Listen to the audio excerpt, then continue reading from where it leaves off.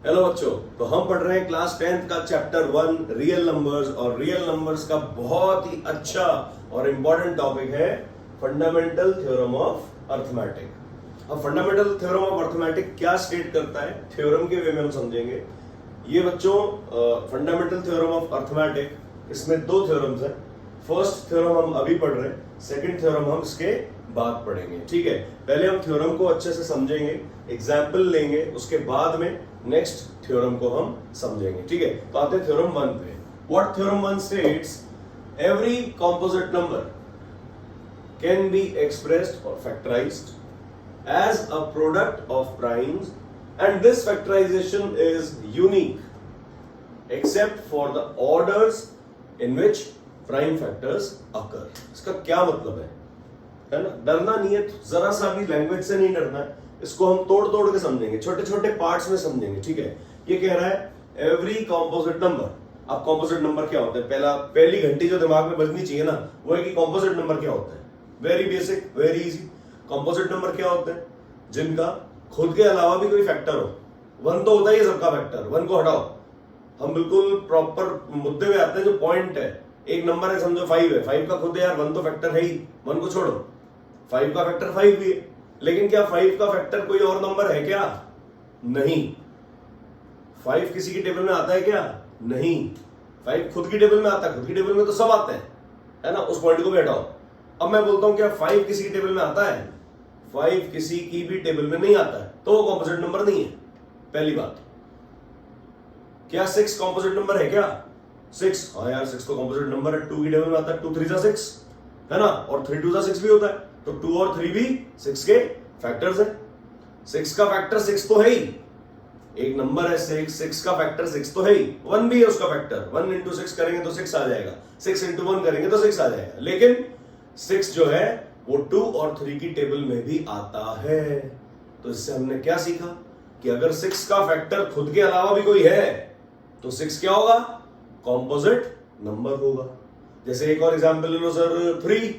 क्या 3 composite number है? 3 यार 3 किसी की टेबल में आता है? 3 किसी की भी टेबल में नहीं आता है। 3 खुद की टेबल में तो सब आते हैं यार। खुद की टेबल में तो सब आते हैं, है ना? और 1 की टेबल में भी सब आते हैं। लेकिन क्या 3 किसी और की टेबल में भी आता है क्या? नहीं आता है, मतलब 3 कॉम्पोजिट नंबर नहीं है। बात करते हैं 4 की। 4 कॉम्पोजिट नंबर है क्या? सोचो, 4 तो है यार। 4 खुद की टेबल में आता है, 1 की टेबल में आता है, उस बात को साइड में रखो। लेकिन 4 तो 2 की टेबल में भी आता है कि नहीं आता है? सोच के देखो, जो 4 है 4 2 की टेबल में आता है। दैट मींस 4 पहला कॉम्पोजिट नंबर हुआ कि नहीं हुआ? 1 नहीं होता, 2 नहीं होता, 2 किसी की टेबल में नहीं आता। 3 जो है, 3 भी सिर्फ खुद की टेबल में आता है और किसी की टेबल में नहीं आता है। लेकिन 4 जो है 2 की टेबल में आता है, मतलब 4 का एक फैक्टर खुद 4 के अलावा भी एग्जिस्ट करता है। 4 क्या होता है? 4 इज 2 इंटू 2, है कि नहीं है? तो मतलब 4 का जो फैक्टर है वो 2 भी है। 4 के बाद अगर अपन देखेंगे 5, तो 5 का फैक्टर तो 5 इंटू 1 खुद हुआ, मतलब नंबर इटसेल्फ एंड 1। इसका खुद नंबर के अलावा तो कोई फैक्टर है ही नहीं, तो ये कॉम्पोजिट नंबर नहीं हुआ सर 6 की बात करो, 6 क्या लिख सकते हैं अपन? 2 इंटू 3।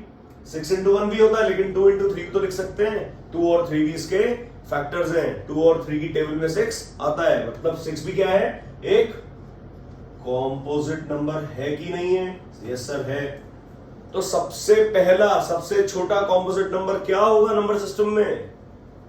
4। ये ध्यान रखना, फर्स्ट कॉम्पोजिट नंबर या स्मॉलेस्ट कॉम्पोजिट नंबर होता है 4।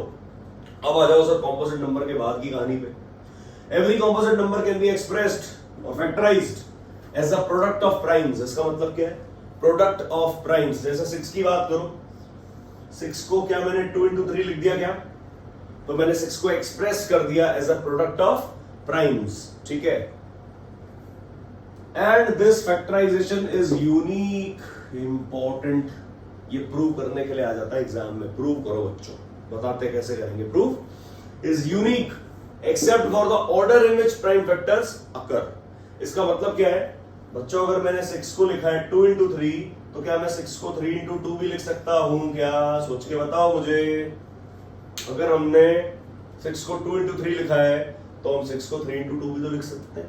इसका मतलब क्या है, ये कह रहा है कि it can be expressed as a product of primes, product of primes 2 और 3 हो गया, and this factorisation is unique, this factorisation is unique. Unique मतलब यही रहेगा, 2 इंटू 3 या 3 इंटू 2 ही लिखेंगे, एक्सेप्ट फॉर दी ऑर्डर, मतलब या तो 2 इंटू 3 कर दो या 3 इंटू 2 कर दो, ठीक है। बस इतनी सी बात है, इसको हम एक और अच्छे एग्जाम्पल के साथ डिटेल में समझते हैं। देखो कैसे, एक नंबर है बच्चों 1176, ध्यान से देखेंगे। 1176 के मेरे को प्राइम फैक्टर्स फाइंड आउट करने हैं, ठीक है। 116 के मुझे प्राइम फैक्टर्स फाइंड आउट करने हैं, राइट। वो करते होंगे ना बचपन में, सबको याद होगा ऐसा 1176 और यूं करके ऐसा शुरू कर देते थे, 2 5 10, 2 8 16, 2 8 16 ऐसा कुछ, हाँ। 2 की टेबल में 11, फिर 5 10 हो गया, बच गया 1 17, 2 8 16, फिर बच गया 1 1 और 6 16, 2 8 16, फिर 2 से करेंगे, ऐसे बढ़ते जाएंगे।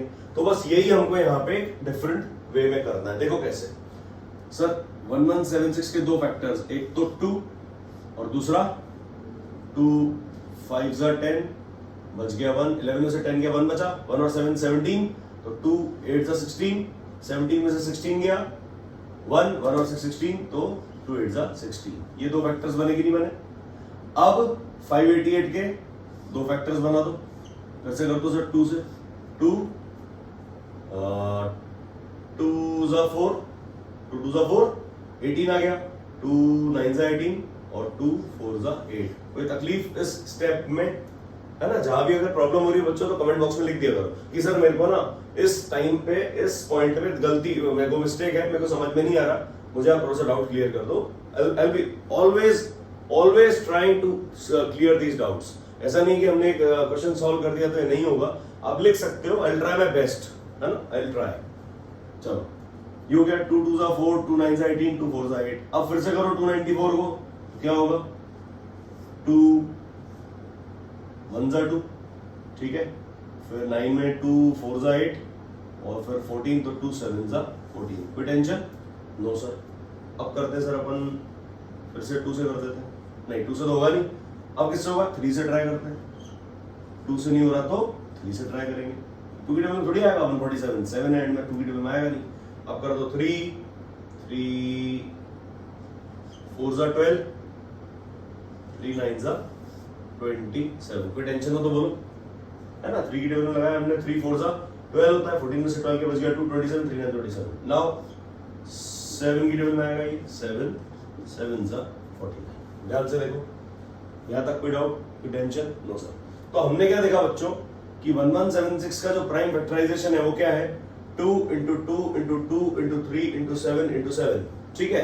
तो हम कह देंगे सर 1176 जो है that can be written as 2 into 2 into 2 into 3 into 7 into 7।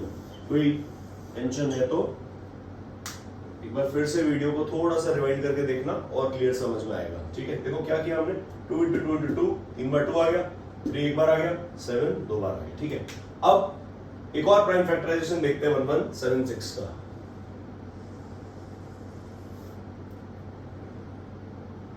1176, चलो सर शुरू करते हैं।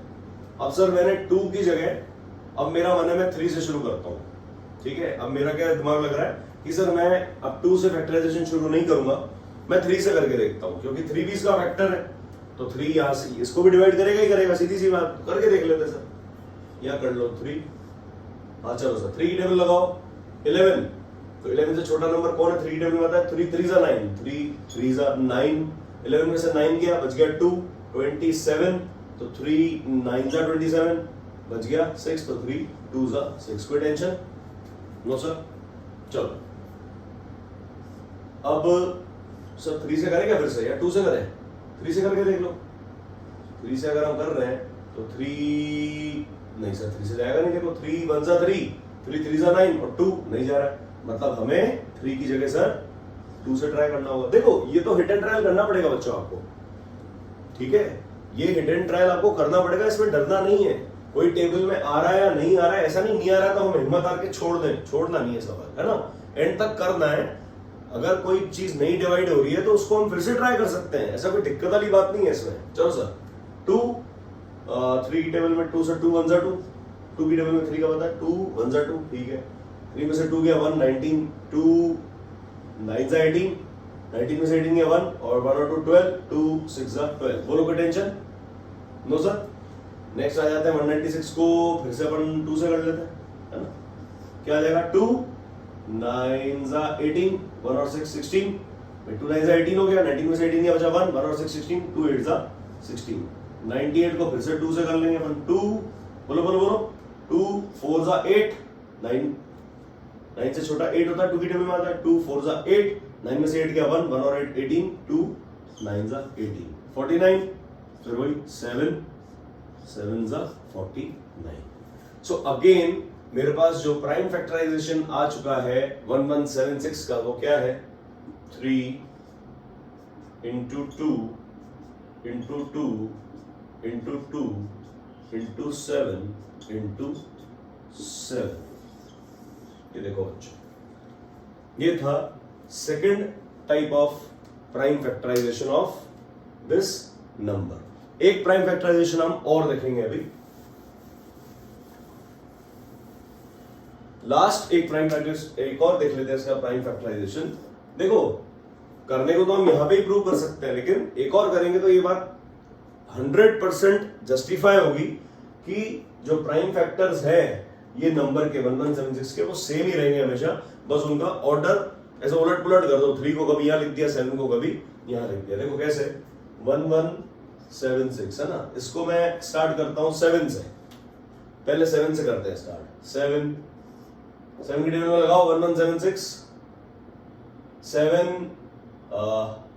1 7, 11 में से 7 गया बच गया 4 47, 7 6 42, 47 में से 42 बच गया 5 56, 7 8 56। कोई टेंशन? No sir. अब 166 को मैं 7 से करूं, फिर से 7 2 14 28, यस जा रहा है, फिर से 7 से करके देखते हैं क्या दिक्कत है। 7 16 से छोटा 14 होता है जो 7 की टेबल में आता है, 7 2 14 बच गया 2 28, 7 4 28, ठीक है सर। अब 24 है, 24 तो 2 की टेबल में 3 किसी में आता है, मैं 3 से कर देता हूँ, 3 8 था। अब 8 किसी टेबल में आता है सर, तो 2 में ही आएगा, है ना। 2 4 8, अगेन इसको किया हमने 2 2 4।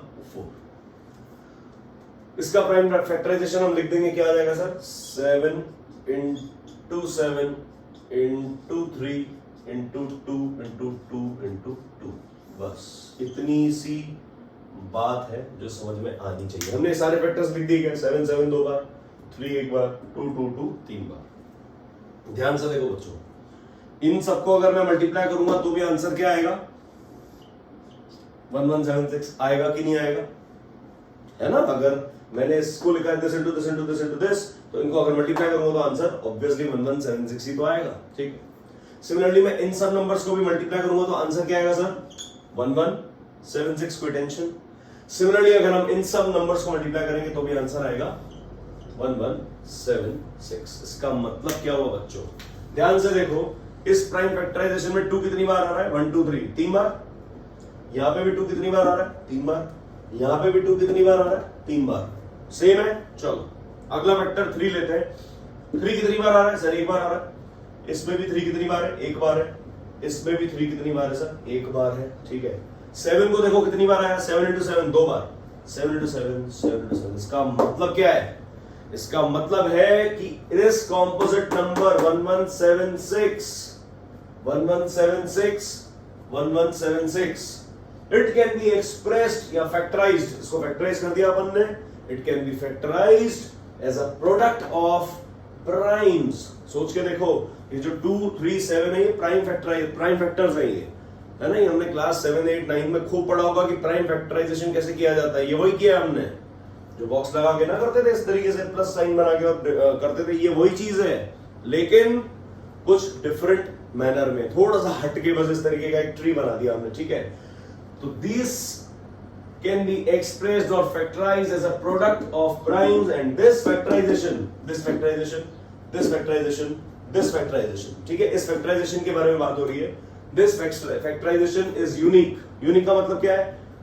इसमें भी 2 जो है 3 बार आ रहा है, इसमें भी 2 3 बार आ रहा है, इसमें भी जो 2 है वो 3 बार आ रहा है, इसमें जो 3 है वो एक ही बार आ रहा है, 3 एक ही बार आ रहा है, 3 एक ही बार आ रहा है, 7 2 टाइम्स आ रहा है, 7 2 टाइम्स आ रहा है, 7 2 टाइम्स आ रहा है। This factorisation is unique except for the order, except for the order in which the prime factors occur. Order देखो ना, यहाँ पे 2 पहले लिखा है, यहाँ पे 2 बाद बीच में आ गया, इसमें 2 एंड में आ गया, यहाँ पर जो है 3 बीच में है ना। ऑर्डर 3 का क्या है? यहाँ पे ऑर्डर 3 का फर्स्ट आ गया, यहाँ पे ऑर्डर 3 का थर्ड नंबर पे है। इसमें क्या है सर? 7 का ऑर्डर लास्ट में, इसमें भी 7 लास्ट में, इसमें 7 शुरू में आ गए दोनों। बस except for the order in which these prime factors occur. इतनी सी बात है बच्चों कि किसी भी कॉम्पोजिट नंबर को अगर something into something into something करोगे, प्राइम फैक्टराइज करोगे, तो वो हमेशा सेम ही फैक्टर्स आएंगे। हो सकता है कोई फैक्टर पहले आ जाए, हो सकता है कभी कोई फैक्टर बाद में आ जाए। बस इतनी सी बात है बच्चों। आपको मुझे पूरी उम्मीद है आपको ये वीडियो समझ में आया होगा। ये फर्स्ट जो थ्योरम हमने करी है, फंडामेंटल थ्योरम ऑफ अर्थमेटिक का थ्योरम नंबर 1, आई गेस आपको अच्छा लगा होगा, क्लियर हुआ होगा। अगर आपको थोड़ा भी पॉजिटिविटी लग रहा है कि यस, इस लेक्चर से मुझे जरा सा भी फायदा हुआ है, फर्स्ट लेक्चर आप देख रहे हो ये फंडामेंटल थ्योरम ऑफ अर्थमेटिक का, अगर आपको जरा सा भी अच्छा लग रहा है तो आप चैनल को सब्सक्राइब करो, बेल आइकन दबा दो। बच्चों चैनल सब्सक्राइब करोगे तभी तो आपको पता लगेगा कि सर ने कोई वीडियो अपलोड किया है जो आपकी हेल्प कर सकता है, जो आपको थोड़ा सा पॉजिटिव होने में हेल्प कर सकता है कि नहीं है? आप खुद सोचो, आपको अगर वीडियो अच्छा लगा हो तो ही सब्सक्राइब करना, एल्स आप सब्सक्राइब मत करना बच्चों, लाइक भी मत करना। लेकिन अगर वीडियो आपको सच्ची में अच्छा लग रहा है, यस, कुछ आपको एक पॉजिटिव वाइब मिल रही है कि यस यार मेरे को थोड़ा सा मजा आया इसको देख के, तो बिलीव मी, आगे पूरा 1 साल है हमारे पास। क्लास 10th मैथ्स आपको कुछ और देखने की जरूरत नहीं है अगर आप ये लेक्चर्स ध्यान से देख लो और अपनी एनसीईआरटी में से प्रैक्टिस कर लो क्वेश्चंस। उसके बाद आपको कुछ भी देखने की जरूरत नहीं है, राइट? तो हम लोग बच्चों चलते हैं थ्योरम 2 पे। अच्छा, तो थ्योरम 2 क्या कह रहा है देखते हैं। Let P be a prime number. P क्या है? एक प्राइम नंबर है। And A be a positive integer. A कोई भी एक इंटीजर है, कॉम्पोजिट नंबर समझ लो, कुछ भी समझ लो, ठीक है। If P divides A square, मतलब P जो है वो A स्क्वायर का फैक्टर है, देन P डिवाइड्स A। बच्चों एनसीईआरटी का सवाल है, हल्के में मत लेना, बोर्ड एग्जाम्स में आ सकता है। एनसीईआरटी के इसी तरीके के छुपे हुए सवाल, छुपे हुए थ्योरम्स जिनको हम इग्नोर कर देते हैं, वही बोर्ड एग्जाम्स में आ जाते हैं और हमको लगता है अरे यार हमने इतने सारे क्वेश्चन करे, हमने तो यार पता नहीं कितने 50-100 क्वेश्चन कर लिए थे रियल नंबर के, वो तो आया नहीं और ये आ गया, इसको हमने ऐसे यूं पेज को पलट दिया था यूं, अरे आ रहा है चलो हटाओ यार ये क्या है। नहीं, क्लास 10th में थ्योरेटिकल सवाल बहुत इंपॉर्टेंट होते हैं, उनको समझने के लिए थ्योरम्स की लैंग्वेज से आप कंफर्टेबल हो जाओ। अगर आप थ्योरम की लैंग्वेज से कंफर्टेबल हो जाओगे तो आपके लिए ये सवाल बहुत इजी हो जाएंगे। चलो देखो कैसे सॉल्व करते हैं। Let P be a prime number and A be a positive integer. हम कहते हैं ठीक है यार, इसको सॉल्व करने के लिए कैसे हम करेंगे इसका प्रूफ, ध्यान से देखना। ये बोलता है प्रूव करो कि if P divides A square then P divides A, ठीक है। हम कहते हैं यार चलो A क्या है? एक नंबर है और P जो है एक प्राइम नंबर है, clear. P divides A square then P divides A, इसका मतलब क्या है? मैं बोलता हूं इसको एक हम नंबर वाले एग्जांपल से लेके पहले समझते हैं, उसके बाद में आपको इसका एकदम थ्योरेटिकल प्रूफ भी करके दिखाएंगे। लेकिन आप पहले नंबर से समझो। बोल रहा है P डिवाइड्स A स्क्वायर, यार समझो एक स्क्वायर है, समझो आपको स्क्वायर 144, ठीक है। 144 क्या है सर? 12 स्क्वायर है क्या? 144 12 स्क्वायर होता है क्या? यस सर होता है। मैं कह रहा हूं if P divides A square, A square, मैं बोलता हूं 144 का फैक्टर अगर 2 है ना, इस 2 को मान लो P। ध्यान से देखो, if 2 divides 144 then 2 will also divide 12, yes or no? इस बात को इस तरीके से समझ जाओ आप। अगर 144 2 से डिवाइड होता है तो 144 किसका स्क्वायर है? 12 का। तो 12 भी जो है वो 2 से डिवाइड होगा। बस इतनी सी बात है और कोई लंबी चौड़ी कहानी नहीं है। इस बात को हमें इन वेरिएबल्स के फॉर्म में प्रूफ करना है। तो प्रूफ कैसे करना है इसको? हमको वेरिएबल फॉर्म में कंफर्टेबल होना ही पड़ेगा। देखो कैसे, late p be a prime number and a be a positive integer. If p divides a square then p divides a. अब उसको कैसे समझे सर? हम कहते हैं a क्या गिवन है? एक पॉजिटिव इंटीजर गिवन है। हम कह सकते हैं late a equals to prime factorization of some prime numbers. Let a equals to p1 into p2 into p3 into p4 till pn. By कैसे लिखा हमने ये? क्योंकि a जो क्या है? एक पॉजिटिव इंटीजर है। अगर a एक पॉजिटिव इंटीजर है तो हम उसको एक प्रोडक्ट ऑफ प्राइम्स में लिख सकते हैं। By which theorem? Bye fundamental theorem of arithmetic. अभी अपन ने थ्योरम 1 में ये तो प्रूव किया था कि कोई भी पॉजिटिव इंटीजर को हम प्रोडक्ट ऑफ प्राइम्स में एक्सप्रेस कर सकते हैं। ठीक है। Now if a equals to p1 p2 p3 p4 till pn, it implies a square क्या हो जाएगा बच्चों? सोच के देखो, a square will be equal to इन सबका स्क्वायर मल्टीप्लाई में p1 p2 p3 p4 till pn और इसका स्क्वायर है कि नहीं? खोल देते हैं। It implies a square equals to p1 square p2 square p3 square p4 square till pn square. घबराना नहीं बिल्कुल भी, एंड तक देखो वीडियो, सब समझ में आएगा। टेंशन मत लो, वेरिएबल क्वेश्चन है। इस तरीके के क्वेश्चन बोर्ड एग्जाम्स में आते हैं तो डरो मत, सीखना है ना, कुछ सीखेंगे तभी तो कुछ मजा आएगा। चलो सर, ए को हमने लेट किया p1 p2 till pn, a square हो गया इसका square, so a square equals to p1 square p2 square p3 square p4 square till multiply by pn square. By fundamental theorem of arithmetic हमने ये लिखा कि it can be expressed as a product of primes. A क्या था? Positive integer था। यहां तक clear? अब बढ़ते आगे। हमको कह रहा है p डिवाइड्स a स्क्वायर। अगर ये p1 p2 p3 p4 pn multiplication form में है और a square equal to this है तो, और गिवन है p जो है a स्क्वायर को डिवाइड करता है, because p divides a square. सोच के देखो, गिवन है ये चीज गिवन है क्या? ये चीज गिवन है। It implies p is a factor of a square. सही है? अगर p a स्क्वायर को डिवाइड करता है, अगर 2 144 को डिवाइड करता है तो 2 क्या है? 144 का फैक्टर है। यस और no? Yes sir. It implies p is a factor of a square. It implies a square क्या है? p1 square p2 square p3 square p4 square pn। p इनमें से तो कोई एक होगा। सोच के देखो, a स्क्वायर को मैंने प्रूव कर दिया कि this into this into this into this into this है, so it implies p is one of these. It implies p is one of the among p1 p2 p3 till pn। सोच के देखो जरा, ये p1 p2 p3 pn तक जो लिखे हैं इन्हीं में से कोई एक नंबर होगा जो p होगा।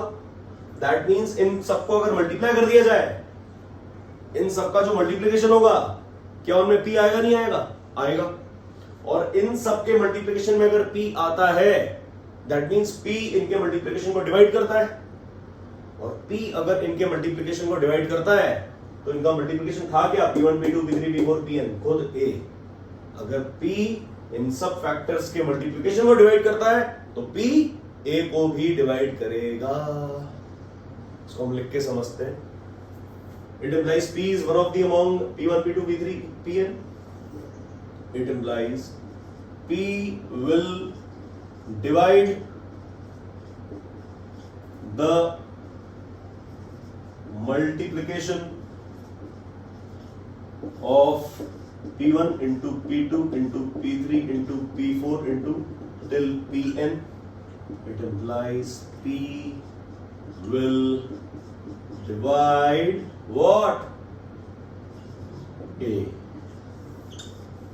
ये प्रूव करना था क्या? If p divides a square then p divides a, hence proved। सोच के देखो बच्चों, कितना इजी टॉपिक था, लेकिन सिर्फ एक ये पी ए इस तरीके के वेरिएबल्स आने से हम डर जाते हैं।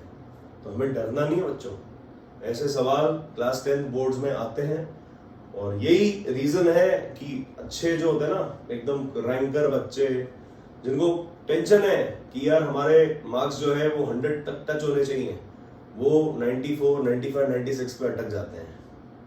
या जो बच्चे हैं जिनको लगता है हमारे यार 80, 85 मार्क्स आने चाहिए, वो बच्चे 5, 7, 8 नंबर पीछे क्यों हो जाते हैं? क्यों लगता है हमारा तो 85 आने चाहिए थे और एकदम से यार 75 आ गए, 70 आ गए, क्यों? ये तो स्टार्टिंग है बच्चों क्लास 10 की, है ना।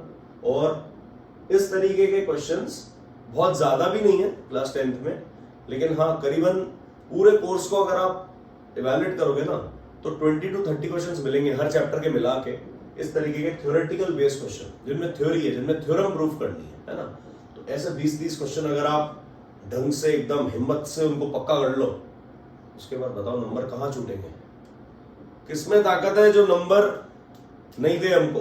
हमको नंबर मिलेंगे, लेकिन हमको ये क्वेश्चन सीखने पड़ेंगे, ऐसे क्वेश्चंस प्रैक्टिस करने पड़ेंगे, राइट। अगर आपको थोड़ा भी इसमें पॉजिटिविटी लगी हो, समझ में आया हो, वीडियो सर का आपको हेल्पफुल लगा हो, तो आप चैनल को सब्सक्राइब कर लेना और बेल आइकन दबा देना। एक बार फटाफट से इसको ढंग से रिवाइज कर लेते हैं। वो कह रहा है P जो है प्राइम नंबर है, A पॉजिटिव इंटीजर है, P divides A square then P divides A, prove करना है। गिवन है P divides A square, P divides A, prove करना है। हमने क्या किया, A को नेट कर लिया, P1 P2 P3 P4 Pn, ठीक है। A स्क्वायर आ गया, n का स्क्वायर है ना, इनटू स्क्वायर करके लिख दिया। हमने कह दिया भैया P डिवाइड्स A स्क्वायर, तो P जो होगा इन सब में से कोई एक होगा, इन सब में से कोई एक होगा तो इनके मल्टीप्लिकेशन को P डिवाइड करेगा। P इनके मल्टीप्लिकेशन को डिवाइड करता है, P1 P2 P3 P4 till Pn। इसका मतलब क्या है, P जो है वो, ये इसकी वैल्यू क्या थी, इसकी वैल्यू ये A ही तो थी, है कि नहीं? हमने लिखा था let A equals to this, तो अगर इसको डिवाइड कर रहा है तो मतलब A को डिवाइड कर रहा है, हेंस प्रूव्ड। तो ये हमने 2 थ्योरम पढ़ी बच्चों, fundamental theorem of arithmetic. I guess आपको अच्छा लगा होगा। नेक्स्ट लेक्चर में हम लोग फंडामेंटल थ्योरम ऑफ अर्थमेटिक की एप्लीकेशंस देखेंगे, इसके यूजेस, कि हमने क्यों पढ़ा है, हमने ये टॉपिक पढ़ा ही क्यों, इसके क्या यूजेस हैं, क्या न्यूमेरिकल्स बनते हैं। वो वीडियो देखने के लिए आपको चैनल सब्सक्राइब करना होगा। आप चैनल सब्सक्राइब करोगे, आपको वीडियो का नोटिफिकेशन मिल जाएगा, बेल आइकन प्रेस कर देना। बहुत इजी होगा बच्चों, डेली बेसिस पे आपको ऐसा 1 या 2 वीडियोस मिलते रहेंगे, right. So it's enough for now. I guess आपको वीडियो अच्छा लगा होगा। Thank you guys.